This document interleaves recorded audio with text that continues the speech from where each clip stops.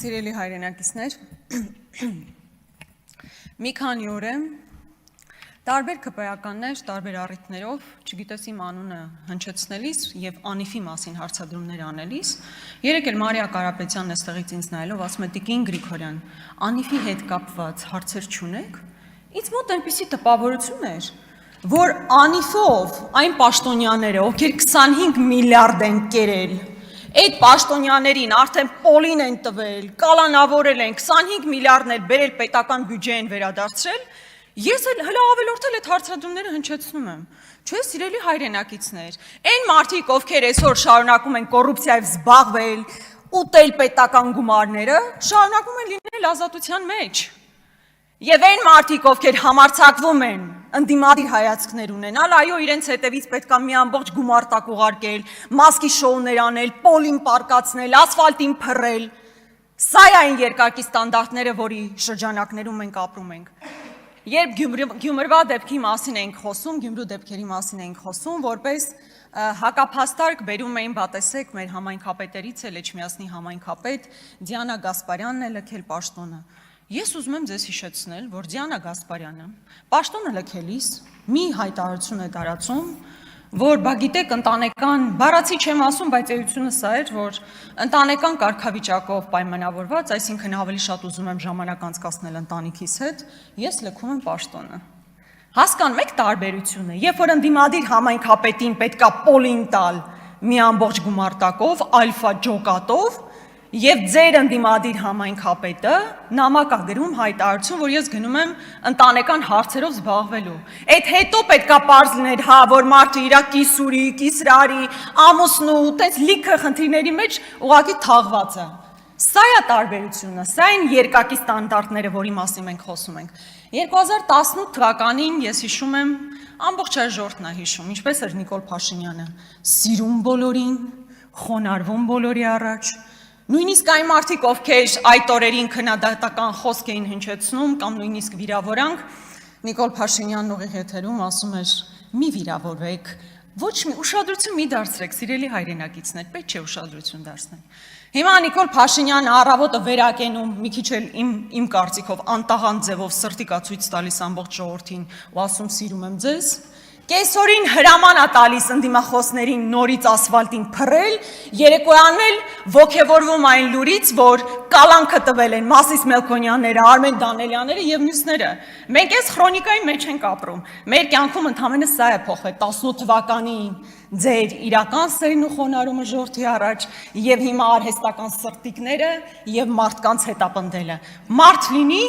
այստեղ կարևորը ինչ մարդ այլախոհ մարդ լինի, հոդվածը կգտնվի, ինչ խնդիր կա որ։ Իմ գործընկերը խոսեց, բայց ես ուզում եմ իմիջիալոց այս ամեն ինչի մասին, որ խոսում ենք, Հովիկ Աղազարյանն է կենթանի օրինակ այստեղ նստած։ Մարդը երբ որ ԿՊ ֆրակցիայում էր, ոչ քրեական գործեր էր շալակել մարդը, մի սուրբ մարդ։ Հենց դուրս եկավ, որովհետև չկատարեց Նիկոլ Փաշինյանի հրամանը, պարզվեց իր ընդհանրապես խի պետք է մենք իր անձնական կյանքի մանրամասներն իմանայինք։ Հա, ինչու պետք է այդ ամեն ինչը տեղի ունենար։ Մարդն իր անձնական կյանքի գաղտնիության իրավունք ունի։ Պարզվեց այդ սուրբ մարդը ամենավերջին բառերով սկսեց խոսել այս մարդու մասին։ Քրեական գործերը շալակած նստած է։ Այդ է տեղի ունենում, երբ որ ձերոնք հական, հա, եւ մարդը որոշում է հակադրվել։ Հաջորդը։ Տեղից մի խոսացեք։ Պարոն Աղազարյան, հասկանում եմ հաճելի է, բայց մի խոսացեք տեղից։ Երբ որ վերջերս Ռուբեն Ռուբինյանը Վարդան Ղուկասյանի մասին խոսելիս, դեռ մեղադրանքը նույնիսկ չառաջադրված, մարդը եզրակացությունը տալիս է, ասում է կաշառակեր սրիկա։ Հետո ասում է դա իմ քաղաքական գնահատականն է։ Քաղաքական գնահատական է։ Հիմա Կոչուբաևը, փաստաբան, ընդդիմադիր հայացքներ ունեցող,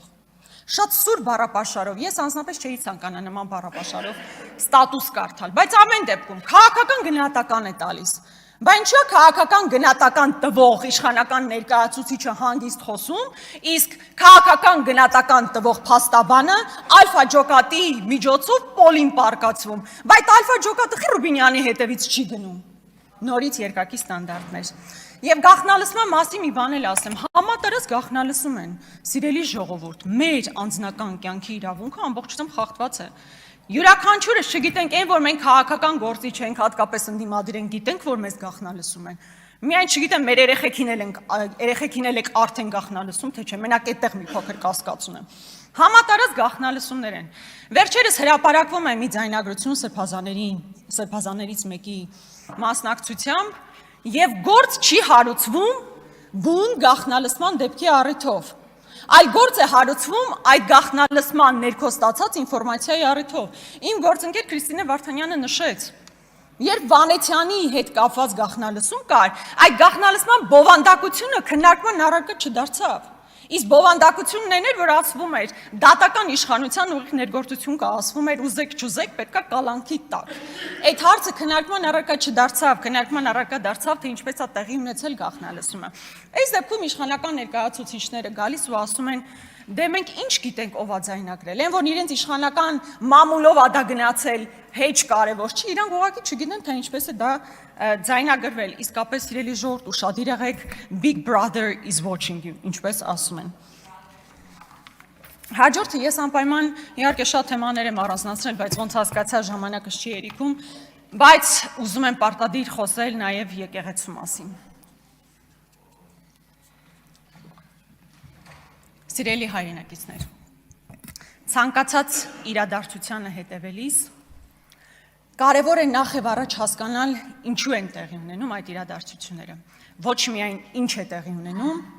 այլ ինչու է տեղի ունենում, որոնք են այն մոտիվները, որոնց հիման վրա տեղի են ունենում այդ գործընթացները։ Այս մարդիկ 18 թվականին իշխանության գալուց հետո սելֆիներ էին անում կաթողիկոսի հետ, տարբեր եկեղեցական արարողություններին էին մասնակցում։ Մեկ տարի առաջ եկեղեցու բացման ու օծման արարողությանն էին մասնակցում ու իրանք խնդիր չունեին։ Մարդիկ խնդիր չունեին կաթողիկոսի հետ։ Այդ այն բոլոր բամբասանքները, որ տարածված էին մեր հասարակության մեջ, իրենք չէին լսել 18 թվականին, չէին լսել 19 թվականին, 20-ին, 21-ին կներեք Փաշինյանական ձևով ասացի, 22-ին, 23-ին, 24-ին չէին լսել, երբ 24-ին այստեղ բազմաթիվ ներկայացուցիչներ գտնվում էին մայրաթոռում, չէին լսել այդ բամբասանքները։ Թե այդ ամեն ինչը տեղի ունեցավ ճիշտ այն ժամանակ, երբ կաթողիկոսը Բեռնում խոսում էր Արցախի ժողովրդի իրավունքների մասին, վերադարձի իրավունքների մասին, գերիների մասին։ Ժամանակային առումով նայեք, ամբողջությամբ այդպես է, մինչև 24 թվականը այս մարդիկ ձայն ու ծպտուն չեն հանել։ Հարցրեք, ասեք ինչու մինչև այդ չէիք խոսում,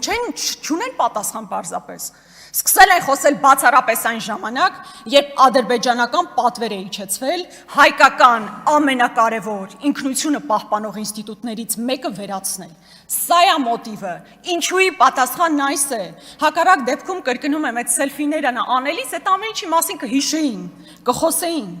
Կամ որ այստեղ խոսում է Նիկոլ Փաշինյանը, բական հոգևորականներ գիտեք, որ կին ունեն, երեխա ունեն։ Ես դրանք չեմ կարող պնդել, ես նման ինֆորմացիա չունեմ։ Բայց Նիկոլ Փաշինյանը առնվազն մեկի մասով հաստատ ուներ այդ ինֆորմացիան։ Առնվազն մեկի մասով, ու այդ մեկին նշանակել էր ամենակարևոր պաշտոններից մեկում իր կառավարության։ Այդ ժամանակ չգիտեր դրա մասին, այդ ժամանակ պետք էր արեցիք, բայց ժամանակ խոսեիք, բայց ժամանակ այսպես մի խմբով հավաքվեիք, գնայիք կոնկրետ այդ թեմի առաջնորդի հետևից։ Չեք գնացել, չէ՞։ Որովհետև խնդիր չունեիք դուք դրա հետ։ Ձեր խնդիրն առաջացել է բացառապես ադրբեջանական պահանջից հետո։ Եվ այստեղ ոգևորությամբ ես տեսնում եմ, թե ինչպես են մարդիկ սատարում մի կարգալույց հոգևորականի, ում քաղաքական իդեալը Կադիրովն է։ Եթե ձեր պարապաշարով խոսեի, մի փայլուն ռսաստրուկ, բա գնացեք, այո, գնացեք Կիրակի օրը, կարգալույց եղածի պատարագին մասնակցեք, Կադիրովի անունով կերթվեք, չմոռանաք, բայց սա իսկապես ողբերգություն է։ Որտեղ հասել է ձեր ձեռքը, ապականել եք, քանդել եք, ավիրել եք։ Հազարամյակներով հայերով բնակեցված Արցախում այսօր մարդ չի ապրում ձեր արկածախնդիր քաղաքականության հետևանքով։ Հիմա էլ 1700-ամյա եկեղեցին ուզում եք քանդեք։ Դա է ձեր ոճը, դա է ձեր ձեռագիրը։ Քանդել ցանկացած բան, որ հայկական ինքնության մասին է, հայ ժողովրդի պահպանման մասին է, սա եք դուք։ Ու 18 թվականին սիրո եւ հանդուրժողականության մթնոլորտ հաստատելու ձեր խոստումներից 7 տարի հետո Ամենուր թշնամանք է, եղբորը հանել եք եղբոր դեմ, հոգևորականին հանել եք հոգևորական եղբոր դեմ։ Սա է ձեր ձեռագիրը, բայց ուզում եմ վստահաբար ասել, 1700-ամյա եկեղեցին մնալու է, դուք գնալու եք։ Շնորհակալություն։ Ես ելույթ կունենամ արտահայտել։